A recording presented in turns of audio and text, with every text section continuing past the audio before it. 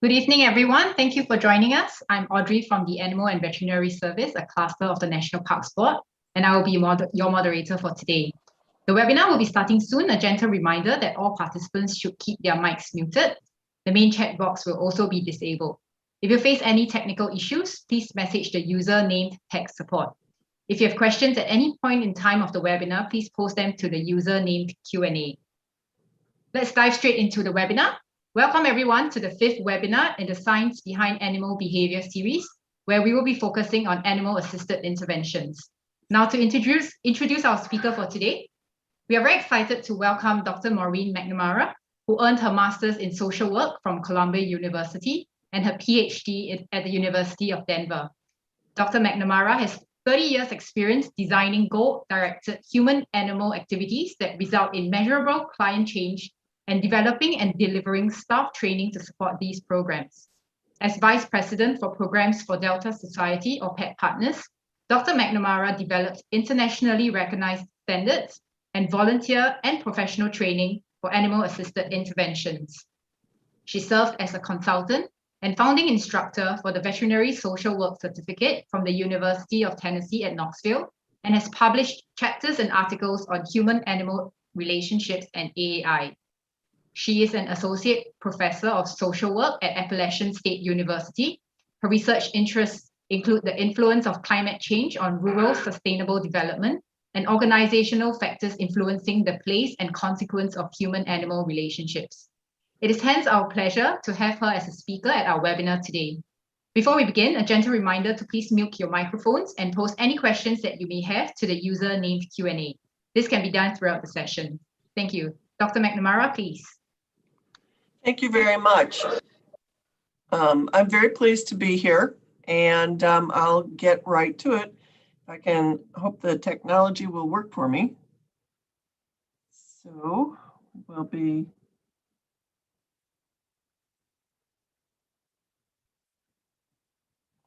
okay. Can everybody see the title page?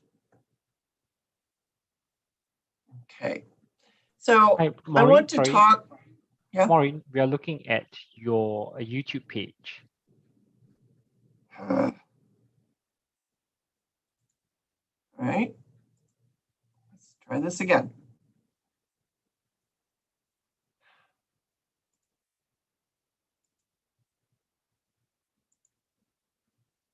Do you have it now? Yes, we do. Go ahead. Oh, thank goodness. This is why I work with animals. Technology is kind of frightening to me.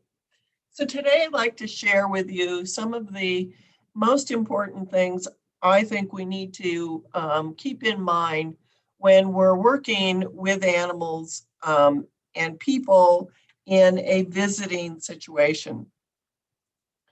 The first thing we need to understand is that animal-assisted interventions are not the same as spending time with our beloved.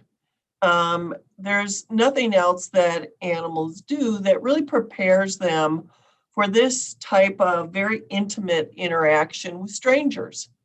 And I think it's important that we understand that these may not be stressful for us, and we may enjoy them, and we may think that the animal that's going with us is enjoying them. But we also have to understand some of the ways in which they may be protected in doing this work. So we have what we call human social norms. And these are things like how we meet each other. And you can see this picture is a very formal meeting. There's no eye contact. People are not really touching. Smile is something that lets other people know that they're safe. And any hand gestures, these women are shaking hands, but they may have different meanings in different contexts and with different groups of people. This is, again, a formal way of introduction. And notice that there's even more distance between these two, although these people are making eye contact. Here we have a different form of eye contact where anger is involved. And notice how one is leaning forward and the one is standing still. So we read all of these body language and motions as important information in how safe we are in any sort of interaction. And for small children, the rules about getting close and making eye contact are very different than the rules for adults. And one thing that humans do, and a lot of other primates do, is they gather in groups and they touch each other and they squeeze each other. This doesn't usually occur in animals. So human communication options are much more widespread and have many more options than do animals that are standing on all 4 feet and have fairly immobile faces. So we have eyes and eyebrows, hands, and the way we stand. So for example, this person is giving off a very relaxed state. Notice that the eyes are squinted. Canine social norms are similar and yet quite different. So when they meet each other, they move very slowly. They do not approach head on. Something Americans do is walk right up to you, making eye contact and stick out their hand. And we're recognizing that not everybody does this. Well, in the same way, you can see these 2 dogs are being very polite. They're avoiding eye contact. They've got their bodies turned sideways, and they're not approaching each other head on. In the same way, these 2 dogs have paused. They're staying calm and they're moving slowly. So canine communication options are not as flexible as humans. They can roll their eyes, they can move their ears, they can move their lips and their tongue. Tails are sort of the punctuation. So people are told often that if a dog is wagging his tail, he won't bite. Well, we know that's not true.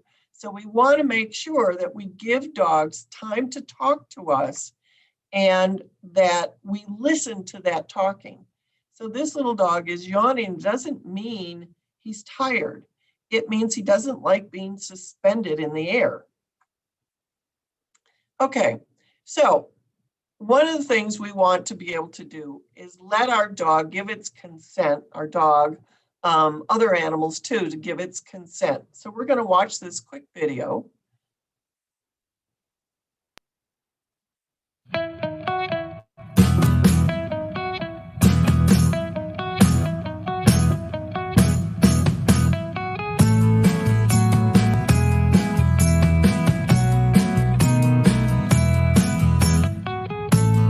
And I think one of the things that's important here is that you do this repeatedly during a session, okay? Not just once. Let the dog choose.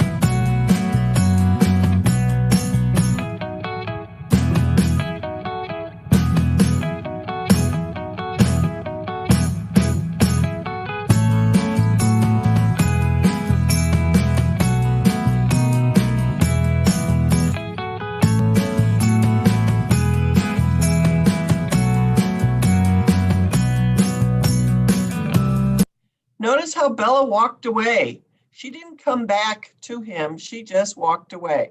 So she said, well, that was nice. She also licked her lips a few times too.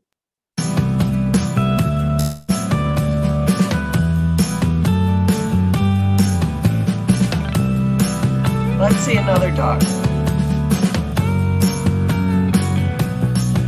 Notice how this dog is hesitating, a lip lick.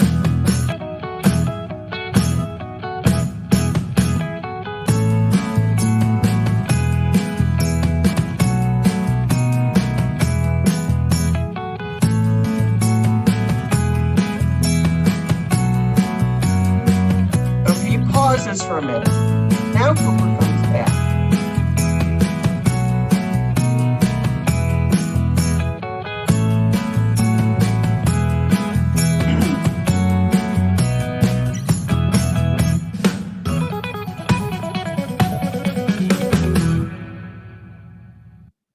So, oops. No, stop that. Go to the next slide. So, we want to remember that we ask animals repeatedly, is this okay? And you have to watch because these motions are quick. Here's your exam now. We're going to watch this little dog. Hey, Echo. Sorry for the quality of How you doing? How you doing? Yeah. Hey.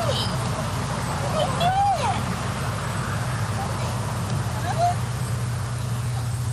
doing? How you doing? Hi. Whoa, what a pretty tail. What a pretty tail. Now, if you notice, this dog gave out a large number of signals that he was very uncomfortable with this interaction. He backed away, then he came forward. He didn't ever really make eye contact with her. He turned to the side. And as you notice, this dog has a tail that flips over his back and wags. So that's not the signal. It's all the other little signals he did. He did a lot of turning away and a lot of backing away. So let's watch the rest. We'll watch it again. Him back away. And now he's squinting his eyes and looking away from her, panting. Then he sits down, he backs away again. Not looking at her, and then he turns and gives her the cold shoulder. Notice his ears go back, and she continues to think he's very friendly. He tries to get away. He now is resorted to barking. Notice he's hiding. And when the human doesn't listen, what does he do? He has to take the reaction into his own hands. Or pause. So we need to learn to listen to animals. When they tell us something, we don't listen, just like this little dog, Echo, did. They finally have to ramp up and use more and more forceful cues. He first tried to give a cold shoulder, and then he was hiding, and then he was finally yelling, "Stop it!" Okay? So think about how fast do you, quote, ramp up? How quickly do you go from, I told you to stop, to stop? Okay, and what is the rate at which your dog might ramp up? So in this picture, again, we can see several things going wrong. And when people look at this slide and say, "Oh, isn't that cute?" I get very worried. This child is doing what children do and making direct eye contact and then holding the dog's nose. The dog is pulled back. The dog is also chained, so it really can't get away from the child. So this is an incredibly dangerous situation. All right, let's shift gears for a minute. One of the things you want to think about when you take an animal into a setting is what type of method are they going to use? Do they want the animal there for people to pretty much observe, to talk about? And in some care facilities, that's what we do. The clients say, "Oh, isn't he pretty?"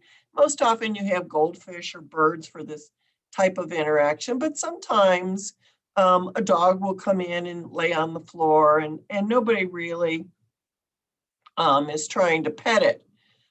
In other situations, the more explicit observation, you may be petting the animal a little bit, but you kind of pet it and it walks away and it comes back. If we're in a situation where we really expect the animal to do something at the request of the person they're visiting, that's what we call instrumental. And that requires the highest level of selection. So when we do these, we have to think of who's going to be involved. So what we want to do is strike a balance. This is the animal handler. Here's the participant. This may be the healthcare professional or the educational professional. And this kind of controls a lot of the unbalance because there's enough people involved. The health or education professional can intervene with the participant should they become more forceful than they need to be, or less predictable. If we take that second person out so that the animal handler is also the professional, then we have a lot more variability. So it will then depend on you even more to be sure that the animal is comfortable. So the goodness of fit into a setting needs to decide which animal goes, not which animal is most available, and that I have a golden retriever, and so everyone should like to meet a golden retriever.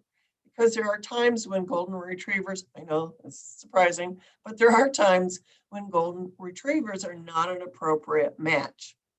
So availability, one size fits all, and I love this dog, and so will you, are inappropriate ways to pick which clients should be seen by which animals.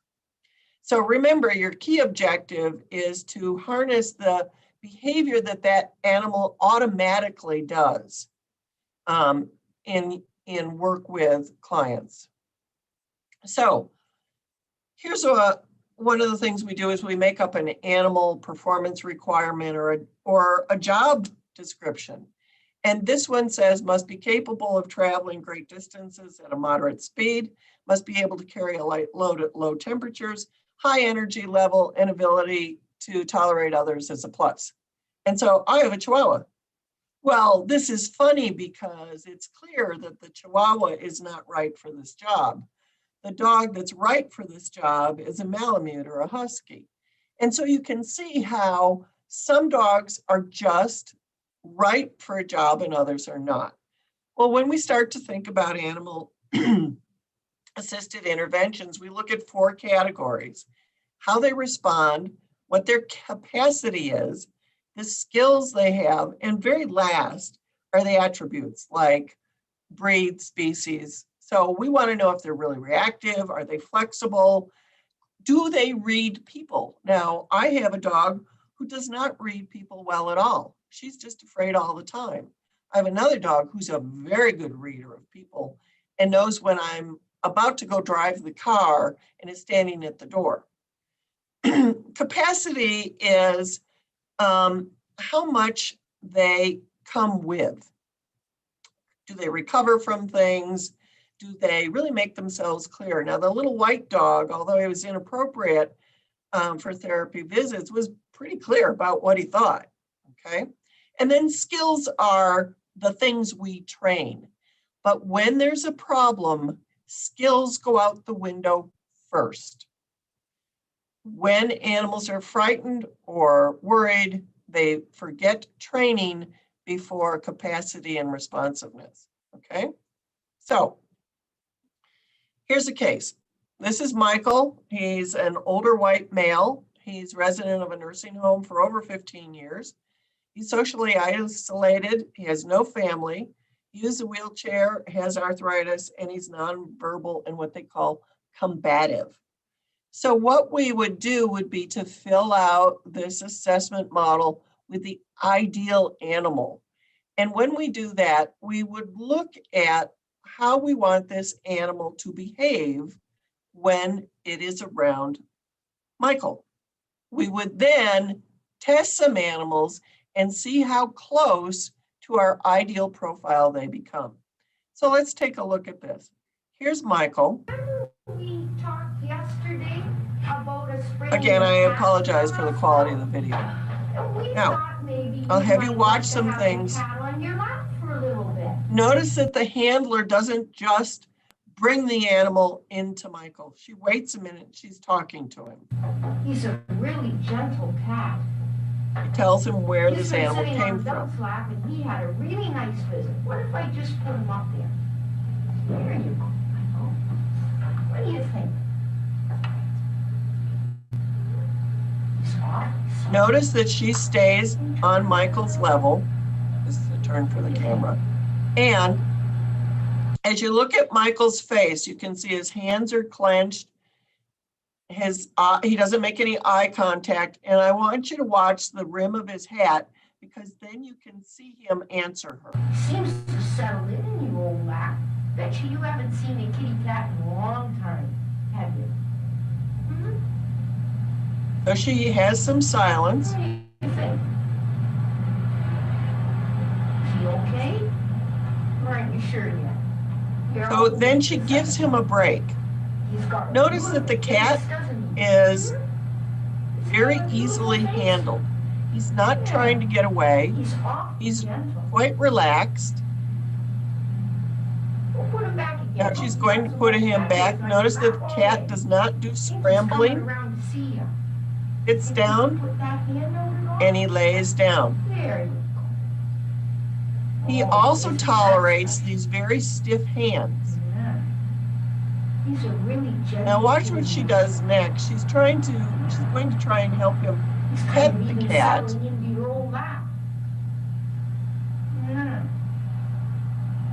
Again, she's waiting for Michael. He's starting to move his head. And we can bring this kitty over to the hospital whenever we like. That'd be kind of nice, wouldn't it? Yeah. Watch the cat take a look at him. So the cat's quite comfortable here. It's kind of taking a look at you.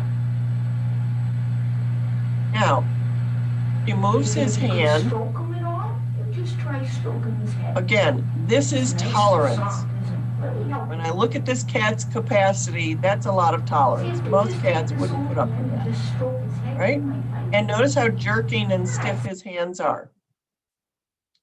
But one of the things you want to see, what did the handler do? She took it slow. She didn't bring the animal right up to him. She waited. What did the animal do that contributed to the session? Well, he remained calm.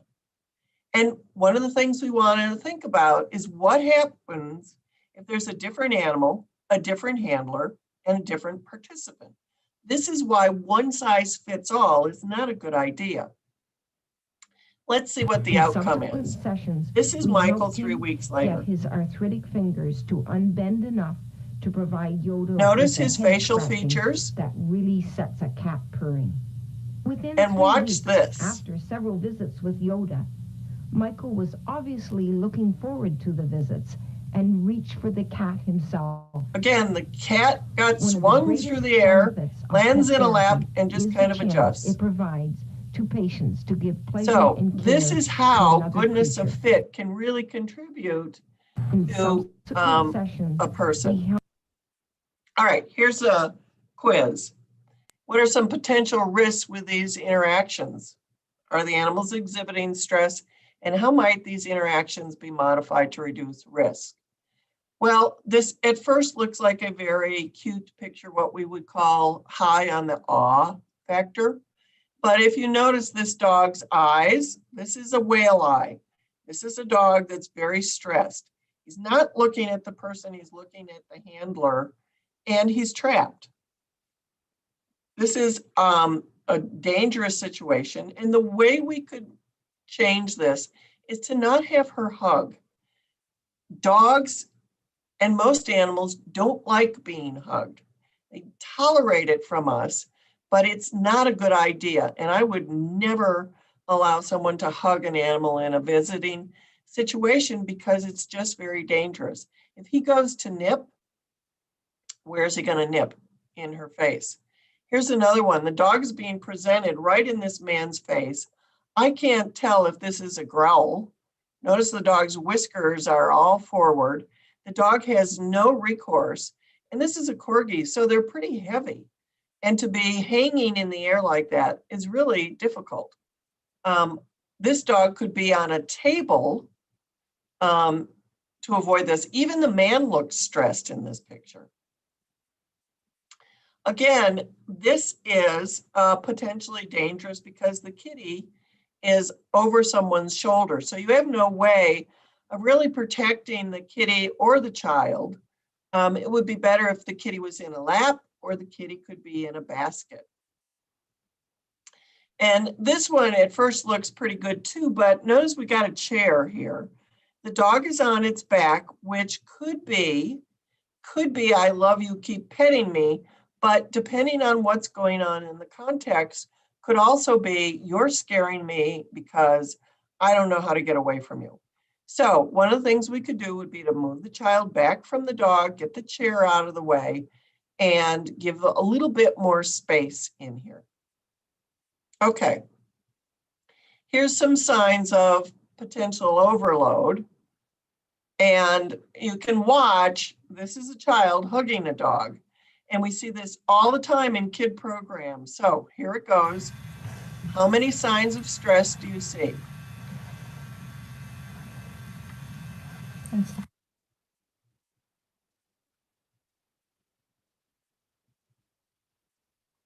Here it is in slow motion.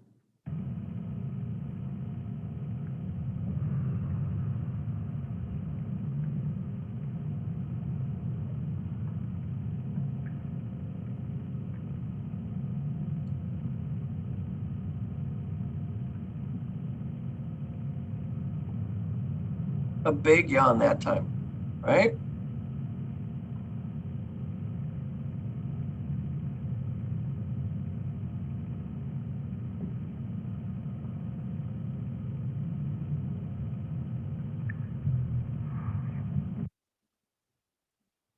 Five left ear flicks, 7 blinks, mouth open and close 3 times, 1 big yawn and 1 lip lick.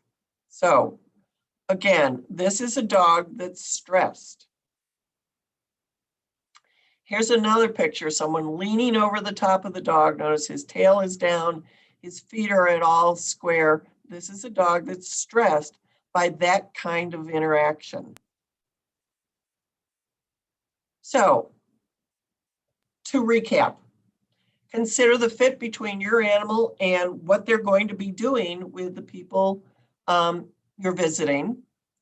Identify those risk situations ahead of time.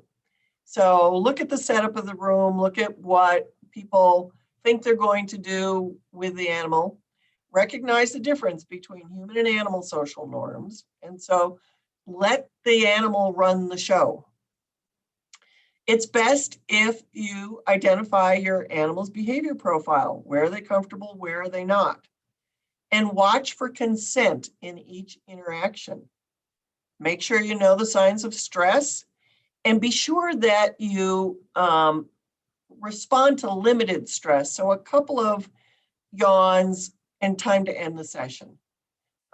Maybe a couple lip licks and they back up once, then end it sooner rather than later. Because if you respond to early signaling, the animal is more likely to develop more tolerance and more capacity. Be willing to end early or grant the animal a sick day. You know, we have sick days and sometimes they just don't want to do it. They're just not into it. And be willing to find a new setting or retire the animal when things are going poorly. Any questions?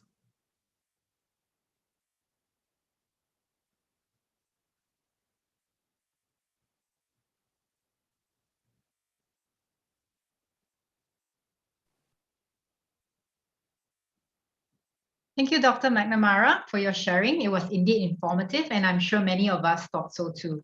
Thank you to everyone who has sent in your questions. Due to the shortage of time, we might not be able to get to every question, and we apologize in advance. Let's start with the first question. So the first one is, what type of conditioning or training will help a dog become an AAI suitable animal? I really don't like to call it training because then we think that it's fixed. So I want to train myself. So I would go to a lot of different situations and observe what the animal finds consents to and what the animal does not consent to. So it's training the human, not the animal. Yep. This is a good question. I think it's related to one of the questions that we have on, are there certain qualities that pet owners involved in AAI must have? Yes, that is a good question. We don't do as much screening of the people as we do of the animals. I think it is feeling comfortable with people who are in a variety of different situations.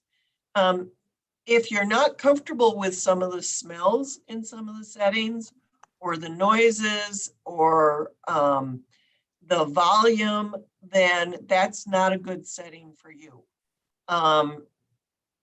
So I would visit those settings without the animal first and see if the people that you're going to be visiting is a comfortable fit for you. Because if it's comfortable for you, then your pet will feel comfortable as well, or feel more comfortable. Yep. Thank you. So you mentioned hugging is an activity that's not recommended for AAI sessions. Are there other activities that you would recommend or not recommend for AAI? Well, I think one of the things that I do is I often say he likes it a lot if you pet him here. So, some dogs like a butt rub, some like ear scratches. So help the clients do the things the animal likes rather than what they might think they like. Some, you got to be careful with shaking hands because some animals have great big toenails and they can scratch fragile skin. But it might be, do you want to see some of the tricks he can do? So maybe a sit up. Again, don't provide food. These should be tricks that the dog finds interesting. Yep, thank you. So the next question is, are there specific breeds of dogs that are more suited for AAI? No. And the different breed associations will argue with me. As I said, golden retrievers are not appropriate in every setting. For some golden retrievers, care facilities are too warm and they get very overheated. For other golden retrievers, they're actually quite lively and could hurt somebody, especially small children. They can knock them down by turning around. So that's why I really talk about a goodness of fit. In fact, that little white dog, I thought he would be a perfect visiting dog. He's not very big. He's got a shoe button nose and shoe button eyes. He looks very cute. And to my dismay, he hated people other than me. So it's hard to say. That's why you really have to do things with your animal and find out what they like. And I have an Irish Wolfhound who thinks children are the best thing. And whenever he sees a child, he drops to the floor and lets them sit on him, and he thinks it's wonderful. And I'm like, I don't know where he came from. So, you have to kind of see what's going on. And I go to a park a lot and let people come up to the dog because it's neutral space. And you can walk away without being rude. You're not going in to somebody else's space, and just see what they gravitate towards. Yep. This kind of leads quite nicely into the next question. How do I know if my pet is suitable for AAI? Are there any personality types that might make my pet more suitable? We tend to be looking for personality types that we call affiliative. So they like people. I have a Chihuahua Beagle Cross who doesn't like people. She's just, when people come to the house, she's like, oh, there you are, and walks away. She doesn't even spend a lot of time with me.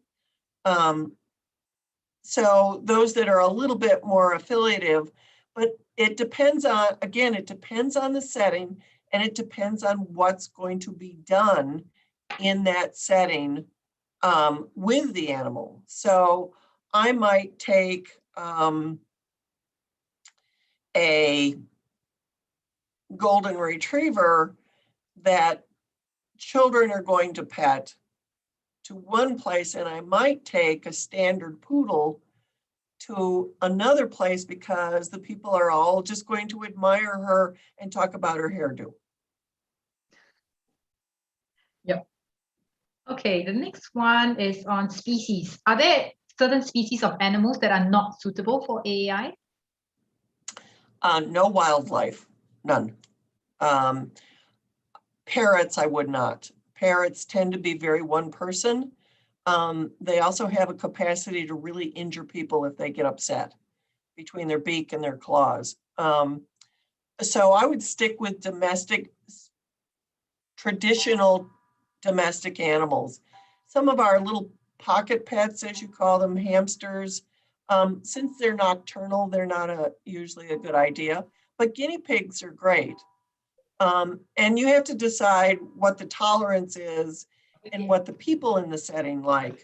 We took chickens to visit a number of people because these were primarily women who were elderly women who had been on farms, and they thought it was great to see this chicken who was trying to ride around in a basket. Yep. The next one is, are there any international guidelines for AI? Yes, the International Association of Human-Animal Interaction Organizations, IAHO, has some international standards.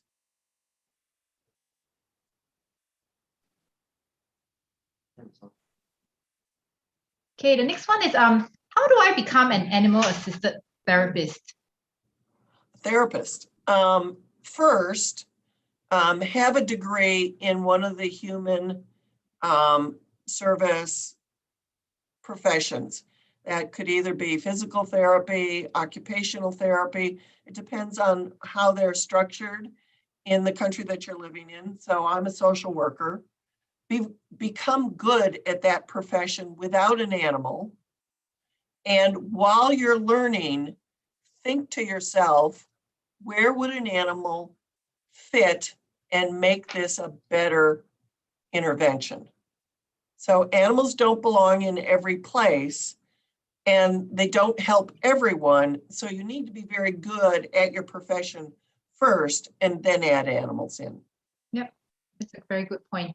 The next one is on, are there any effective AI programs or modalities for behavioral or emotional support for individuals with special needs or intellectual disabilities? Yes, there are. The FIND book, the Handbook of Animal-Assisted Activities and Animal-Assisted Therapy, edition 5 is out now. There are a couple chapters in there about special needs. And there are also a number of articles through Anthrozoos that you would probably need to get through a university library system. But there is some data about working with animals in those settings. Yep. The next one is on setup. Is there any particular setup that's more conducive for AI activities? I'm not quite so fond of going in where there's a whole group of people and then having the animal visit one and then the next and then the next. I'm not so fond of that, but a lot of people do it that way. I like, because the people there then don't get to have consent quite so much. I like it better, and it seems to be more beneficial when we go and visit a person in a particular place. And so we can knock at the door and say, would you like a visit? And they have a choice then of saying no as well. Other situations that I like is, and I've worked at farms where clients come to us because then the animals are in their home. So that's one stressor removed. And they know where their safe places are. We used to work with, we had donkeys, and if the donkeys didn't want to interact, they just walked away and they walked out through the pasture, and we went and saw animals that wanted to interact. So that's another option that's really helpful sometimes. Yep. Thank you for that. It's very useful. The next one is on kids. How do you manage the participants, especially kids, so they don't stress the animals out? Yes, kids are very stressful. You know, a number of providers work with large puppets with children first, especially if they're visiting a school, because that's that whole group setting thing again. So they may go with a puppet and say, these are the rules for when the dog comes, and get everyone sort of so they understand the rules. And then the first visit is very short, but be very clear that the animal visiting is kid friendly. The little white dog you saw, parents, when I was walking the dog in a park, parents would send their children to pet that dog, and he would lunge at them. He just didn't like kids. And as I said, I had an Irish Wolfhound who thought they were the best thing. So dogs, like people, have different tolerances for children, and test that out first. That's where the park can come in handy.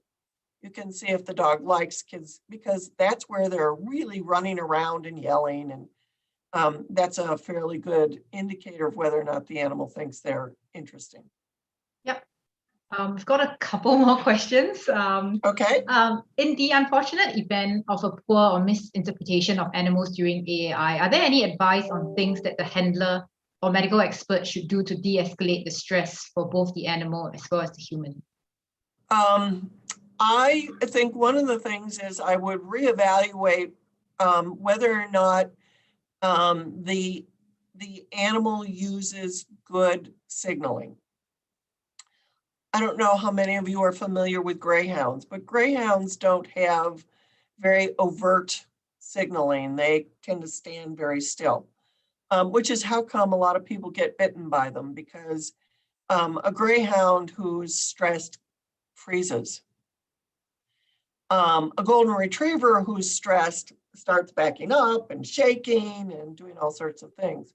So I would first assess how well that animal signals, and then I might give them a vacation and take 2 weeks off, and let the dog play, and then go back very slowly.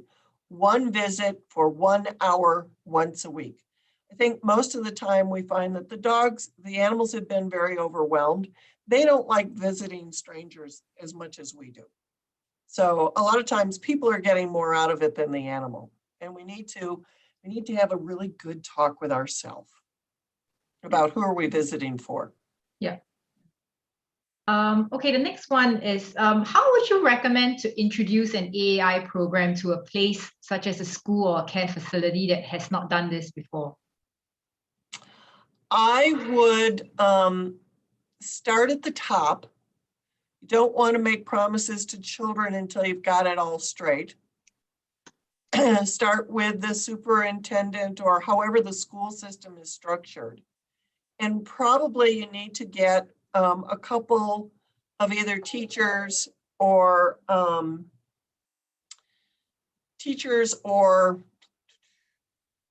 school social workers or school nurses on board, and then figure out why an animal would be helpful here. And that's what we talked about. What is it the animal actually going to do in the situation? Yep. The next one is on routines. Is there a pre-routine to put an animal through before or post-routine for the animal after the session? Pre-routine in my house was always a bath the night before. Even the chickens, they got a bath, and then they spent the night in the special cage that was very, very clean, and only chickens with baths got to be in that pen. Some people have the dog put on a special coat, or they get in a basket. And I think post-session is more important. Bring them home, make sure they have a lot of water, and leave them alone. Give them, my wolfhound, when he came home from working with kids, didn't interact for the rest of the day. He was just done. So interacting with humans is very stressful for animals, and dogs naturally sleep a good percentage of the day. Yep. One last question. Have you come across an animal that has become less and less interested in AI? Is there any activity that might rekindle its interest? I would first have the animal looked at by the veterinarian. Sometimes a loss of interest may be medically related. Dogs and cats age quite more rapidly than we do. So walking in on those slippery floors and laying on those hard floors might be not so much fun anymore. So I would have them first checked by a veterinarian. And then I would think about either a vacation or maybe it's time to retire them. Again, since they age faster than we do, we want to retire. Some people want to work for their whole life, but others don't. And it may be time to start cutting down their visits. And that's helpful for the people you're visiting too, knowing we're not going to see them quite as often. So back down a little bit and see if that's what's going on. Yep. Thank you so much, Dr. MacNamara, and everyone who submitted a question. We've come to the end of the session on our webinar on the science of animal-assisted interventions. We hope you managed to get a better understanding of this field, coupled with a greater appreciation for the pets around us. Head over to our Facebook page, Animal Buzz SG, for more educational information on animal ethology and like our page for regular content. Do join us tomorrow at 5 p.m. for the second session of the webinar, where we will have Dr. Lisa Glenk share with us about the welfare considerations for the animals involved in animal-assisted interventions. If you did not manage to register for the later session, you may also view it live by visiting the NParks SG YouTube page or scanning and saving the QR code below. Thank you so much, Dr. MacNamara, for your time. And thank you everyone for your time as well. Bye-bye. Bye-bye.